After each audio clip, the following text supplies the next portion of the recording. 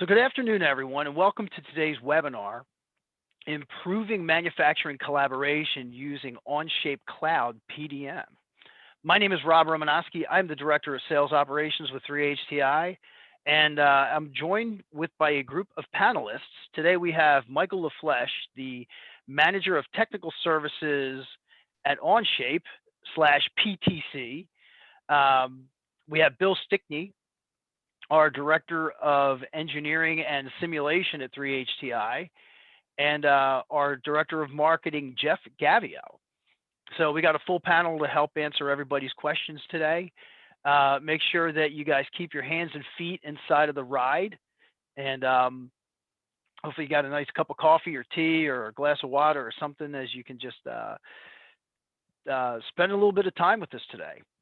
So as I mentioned, that this webinar is going to focus on Onshape's ability for product data management. I mean, Onshape is a tremendous CAD tool as well, but this webinar today, we're going to focus a little bit more on the product data management aspect of Onshape.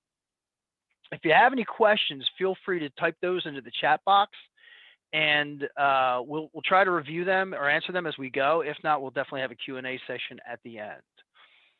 So why does CAD, if you're using CAD, why do you need product data management? Well, the issue with CAD is pretty simple, is that CAD systems create a lot of files. And if you look at this example here, if you look in the lower left-hand corner, this is not a large assembly by any means. This is not a ship or a car. This is probably a middle of the road product, and there's 278 files that are associated with this project. So these files need to go through some type of revision control. And if you're using something like Windows Explorer to manage these structures by copying the folder and recopying it into a different version, there's going to be times when someone's going to pick the wrong data, and that's going to create a problem. So these next few slides are pretty interesting because it shows that companies, engineers and designers and engineering managers and VP of engineering, that these people understand that PDM, product data management, is important to the product development process. Hey, Robert, now, quick question. It yeah. looks like your screen might not be showing, or it's lagged. Do you have your screen showing? I do have my screen showing. Do you not see the 86%? I cannot see anything on the screen share. Oh, I apologize. Here I am talking away. Let me fix that.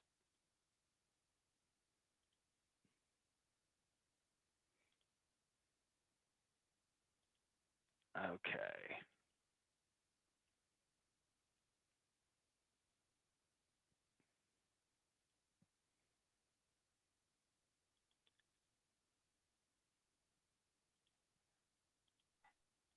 Almost there.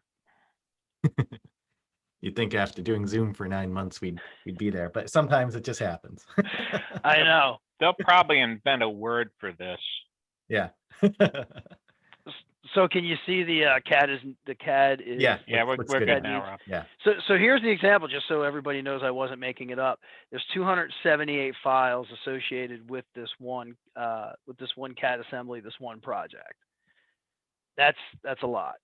But getting on to this, as I mentioned, these results are from an Onshape commission survey of 850 design professionals, and 86% of them stated that they need to reduce errors that result from working on the wrong version of the design or receiving important information too late. And these are all related to product data management issues. Now, these results are from a Tech Clarity survey, which are highlighting the major issues that are slowing down the product development process, whether it's sharing data internally, finding the data, managing engineering change orders, having the wrong data, collaborating and sharing externally with other entities. These can really slow down the process. And what's important here is that, I think you guys on the line understand, if your process slows down, it's going to cost you money. It costs your company money. I mean, the faster that you can get products out the door, especially create new products and introduce them to the market, the more profitable your company is going to be. And overall, that's what we want to do. But what's interesting is on this next slide is it comes as no surprise that only few companies are using product data management. So you could say that all the companies surveyed have some type of CAD system, 2D or 3D. However, only 46% of those companies surveyed do not use any type of formal product data management system. That's really low. So it's interesting to see that so many companies understand what the issues are and they understand that product data management is a solution, but less than half of them are implementing a PDM system. So my question is why? Why are they not using a PDM system? Well, this is also from that Tech Clarity survey, and this is the response. 40% of those surveyed think that a product data management system costs too much. They think that they have few IT resources to be able to manage a product data management system. Or they have a different perspective of their business and what they do. That we only have a few engineers and our products, here are only a few engineers and our products are not really that complex to use a product data management system. And in some cases they might be right. In other cases, they might just not know that they have a problem. They might not know, they might just think that these issues that they're having happen to everybody, happen to anybody, and that product data management is really not going to solve that. But they're wrong, because here 24% they don't understand the benefits of product data management, or they don't know what product data management is. And this to me makes sense, because there's so much information out there, it can get confusing. What's product data management? What's product lifecycle management? Can I trust the entity that I'm talking to steer me in the right direction? Are they going to sell me something that's not going to solve my problem or help me? Or, are they going to be an organization that's looking out for my best interest, that's really going to solve my problem so I can see a return on my investment? And that's what we want to do for people. We want to help you see a return on your investment before you invest in a PDM system or a CAD system or anything else. So specifically looking at challenges to product data management, there are also challenges to concurrent design. So we're going to look at this as some type of whiteboard. So when we're thinking about people in the organization, these could be internal people, it could be designers, it could be engineers, it could be an analyst, but they're also external people also. And these are all part of your design team. If you're using a third-party manufacturer, they're still part of your process.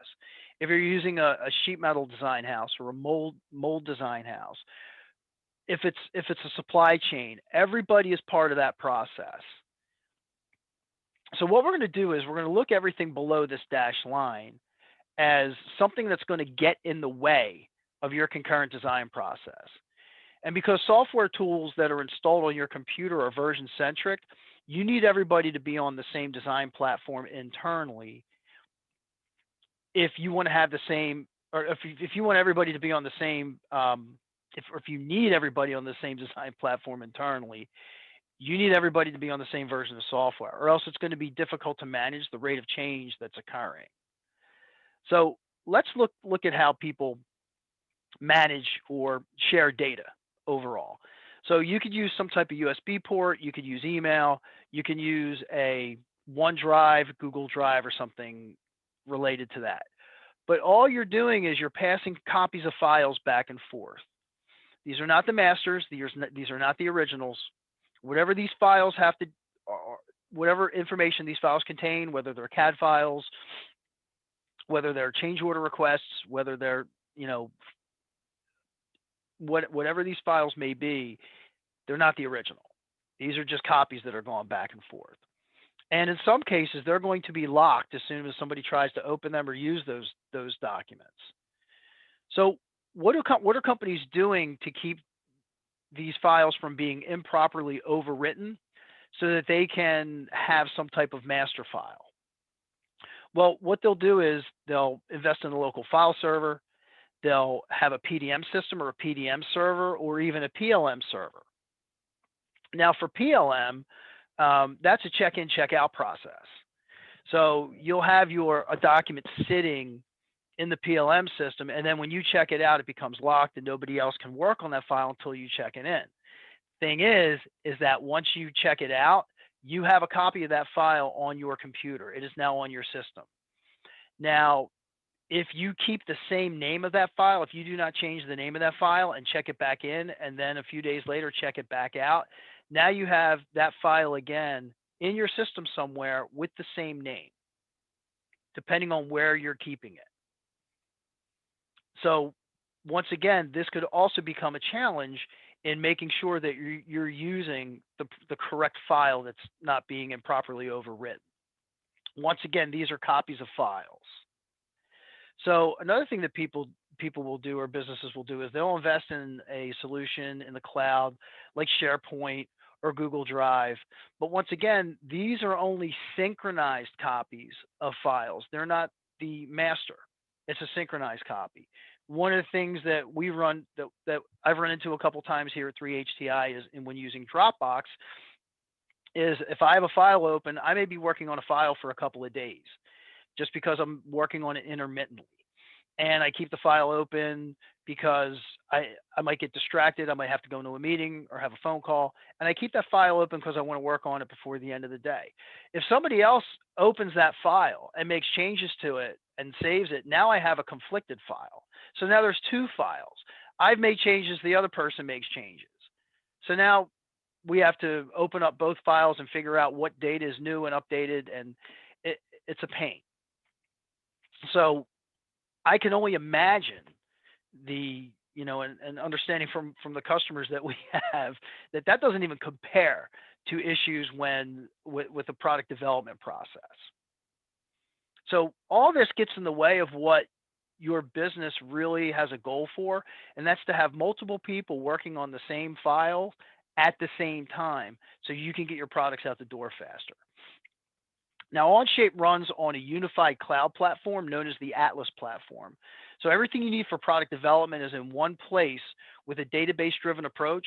And this is where multiple people can be in the same assembly or the same CAD file at the same time. And it's also going to provide safety and control for that file, so it's not going to be improperly overwritten at all. It becomes easy to accomplish, and also you're not paying what's called an IT tax. Going back to that previous survey, 29% of those surveyed said, we don't have enough IT resources or too few IT resources to implement a product data management tool. Well, you don't need somebody to manage this tool. You don't need somebody to manage the file servers or purchase specific hardware, because everything's in the cloud. And this will run on any type of Windows platform or on Apple products, on even an iPhone. You can design CAD in Onshape from your iPhone. And that's something that, I've heard from several people, a handful of people saying, oh, because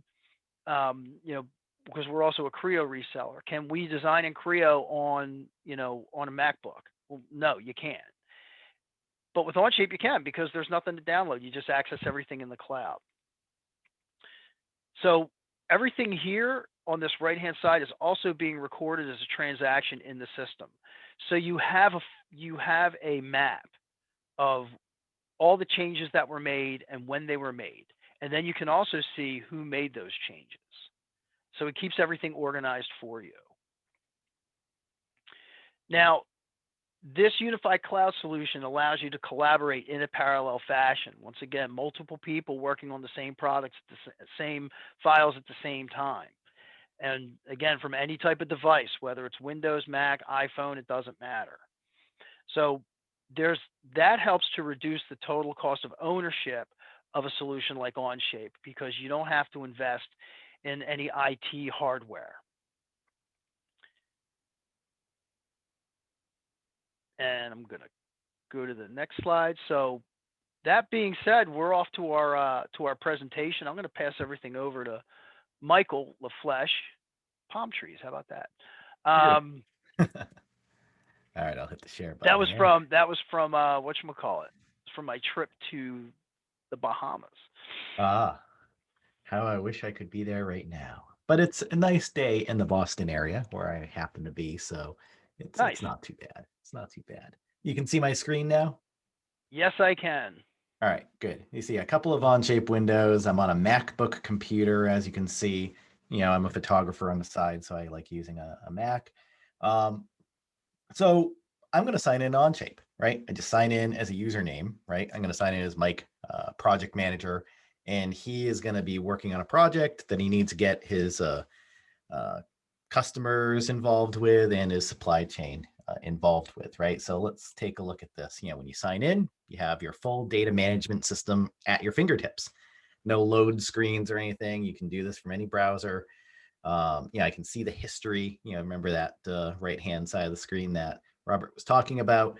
I can see the whole design evolution of this particular medical device here, pulse oximeter, and right back to the beginning of when I started working on it and all the different steps that it took.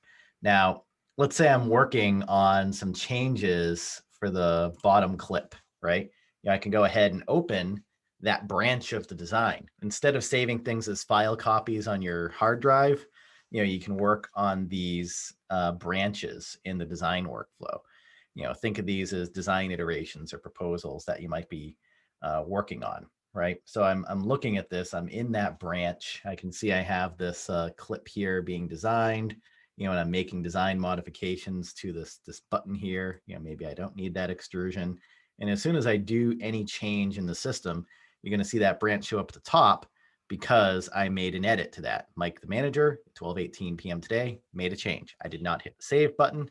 My hand is not hovering over Control S on my keyboard. I did not have to hit check in to the vault. In fact, let's talk to one of my customers that I'm designing this for. So I want to ask a question about the bottom clip right here. So I'll add a comment. Right, and I'm going to put the customer's name in here, Calvin, the customer, and I'm going to ask him, how does this look? Right, and I could even add screenshots, markups, right? I can point to faces and even type in things right here in the CAD environment, right? So I'm going to say, do you need a vent here, right? And let me just make that text box bigger so you can actually read it. There we are. And we're in a web browser, so I have spell check, which is great, right? All right, so I have that in here. I add that comment, and guess what happens? It will share Calvin, the customer, into this design. He does not need to install any software on his side. He simply gets an email, saying that he's been shared in to this, right? And there's the screenshot. And what I'll do here is I'm going to slide over just a little bit and sign in as Calvin on another screen. So you can see what the interaction is between, the customer, the manufacturer. You can play both, but you can see he has access to only the things that have been shared in to this particular user.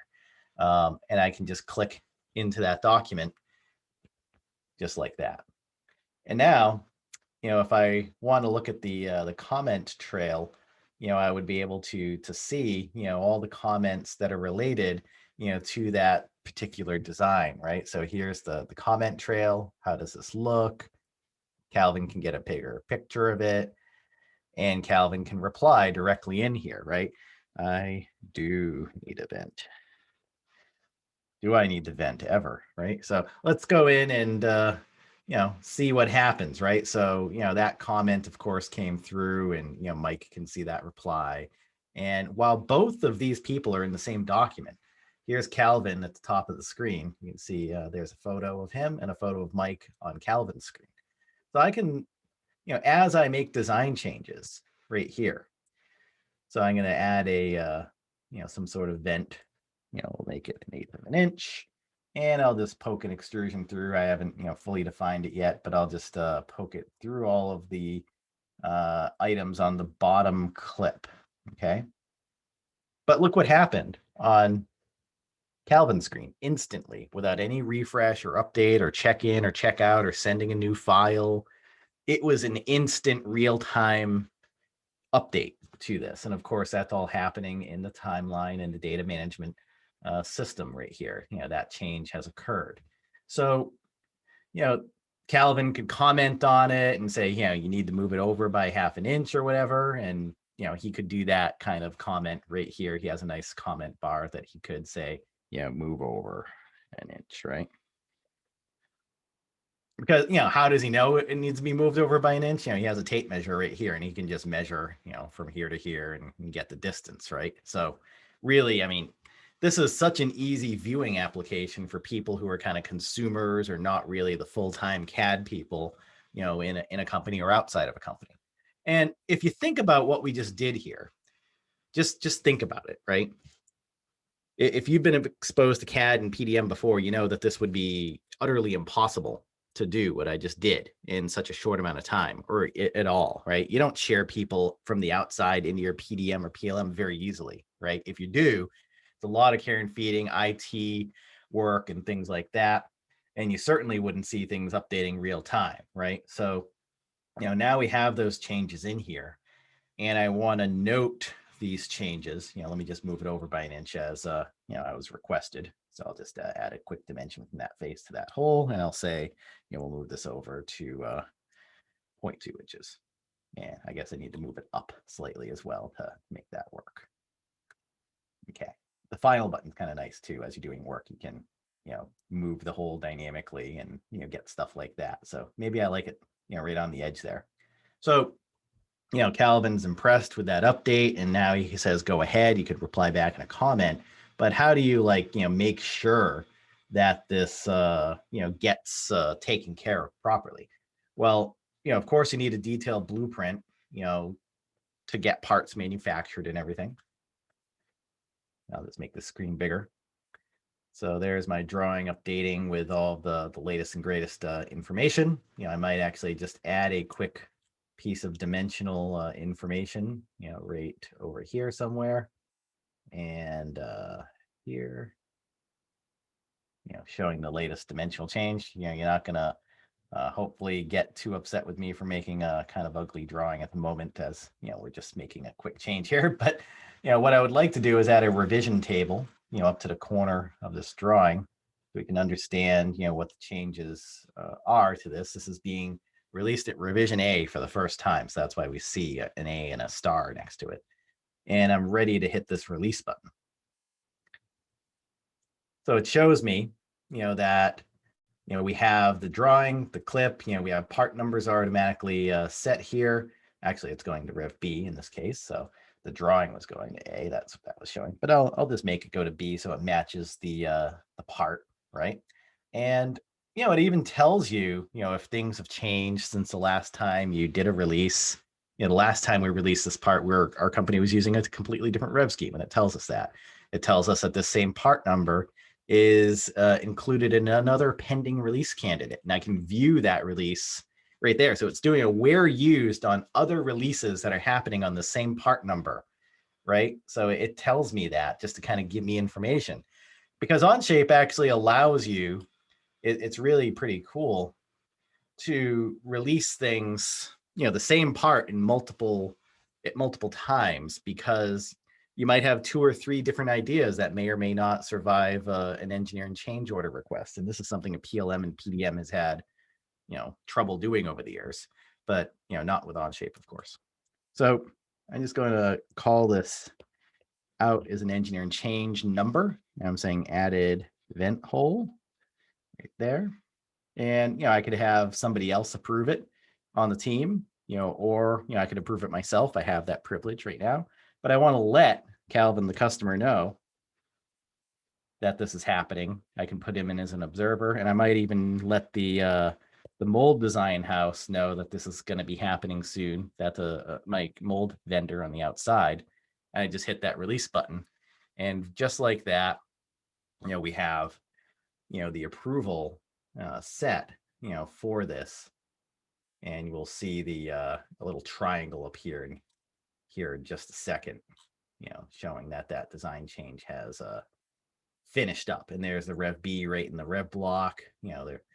And that's the link to the actual release drawing that I just made. If I click on that, triangle. That's the hyperlink to it. You could Slack that hyperlink to somebody internally if they had access to the Onshape system, but this is the actual print, no watermark on it. As you can see, it's just the state that I wanted it to be presented in. So let's say I wanted to share this with, the actual vendor, right? The mold shop, right? I could type in their address and give them the view rights so they can view and comment on this. That's one way of doing it. Some people might balk at that, because they don't want to share the whole document, with the drawing and the part and all that. Maybe they just want to send the drawing out for quoting purposes, right? So another way of doing this is to export, but not exporting to a local file, because that's a little bit passe nowadays, right? You're going to download the file, you're going to put it in an email and send it off. That's a little bit old, I think. And it leads to questions about who has the right file and when and all that. But if you absolutely need to get a file out, you can. And the best way, I think, is to email it with a download link. And you could just put in I want the mold guy. So let's put in the mold guy's email address. They do not need an Onshape account for this at all. You can even set expiration and password on this. So, if they don't act in 3 days, then they're not really interested in your business, right? So you just hit that export button, and what it will do is send an email to the person with a link to get that PDF file, instead of like you having to upload the PDF and secure it with encryption. Onshape's taking care of all that, right?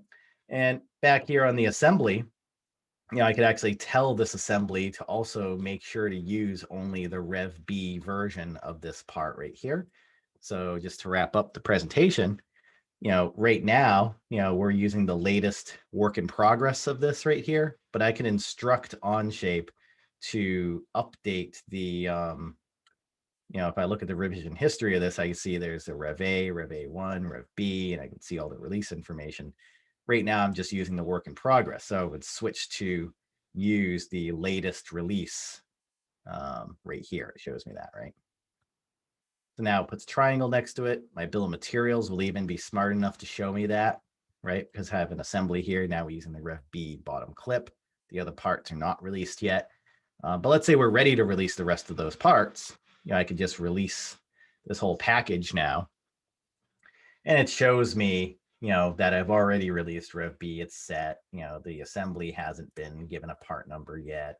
So I'll just get one automatically from the system. It's a great thing, that we provide. And I could, finally submit this whole package for approval, just like this, and I usually just paste a number in there like that. And I'll release it myself. But of course, just for the sake of time, right? Because we only have a half hour here. So, but all this is being, kept track of in the system, right? We have the notification here. This will turn into a triangle in just one moment. And that would be the released information that you could search for in the system, right? I could say I'm looking for an assembly, and it has the name, Pulse in it somewhere. And the state is released, right? And I can, find that latest version. And it will then provide me with a nice search result. Maybe if I did it correctly, hold on. We'll just open my search a little bit more. I should have put a star next to Pulse. That's what it was, but I'll just pick on something anyway while I'm waiting for that. Here's a released cylinder assembly, and here's all the information about it. Here's the revision history. Where is that cylinder used? All the other places where I might use that particular cylinder. That Rev A1 isn't used anywhere just yet. So, it's really great information that's at your fingertips that you have when you're working. Oh, and there's the clip probe. That's what I called it, not pulse oximeter, clip probe. And I can see that that part isn't used in any other versions, but it gives me that information right here. I can look at the latest revision, all revisions. Really deep PDM capabilities, at your fingertips. I didn't have to install servers, PDM clients. I didn't have to go to VPN in from the outside as a customer or a vendor. Everything just is done, right? So that's really the story, right? I think, this is obviously a very short story. If you wanted a little bit more information on this, I'm sure we could set up a demo, one-on-one with you. If you have more questions about this, I'm sure you do. But maybe Absolutely. I'll hand it back to you, Robert, to close this out. If there are any questions, we'd be happy to answer them now as well. Yeah, absolutely. Yeah, and we can do a live demo. And I mean, like I said earlier, what we want to do is we want to be able to provide a return on investment for Onshape, and to make sure that it's a solution that makes sense. We're not really interested in selling software. We're interested in solving problems, and helping our customers design products quicker, design products that are improved in their design and quality, and also getting to market faster. So I'm trying to show my screen in Zoom. Here we go. Oh yeah, let me stop the share there. No, it's not you. It's me trying to get to the screen share in Zoom. Here we go. So if anybody has any questions or want any other further information, feel free to contact us at 3HTI. You can email us at info@3HTI or call us toll free. You could email me directly or call me directly. We're more than happy to set up a custom demo for you. And for everyone who attended today, I will be sending you a link of the recording of the webinar. So want to thank everybody for attending today and being a great audience. And once again, if you have any questions, feel free to contact us. And that's going to wrap it up today. So Michael, thank you very much. And also to Bill and Jeff, thank you for being on today. Take care, everyone. Bye-bye.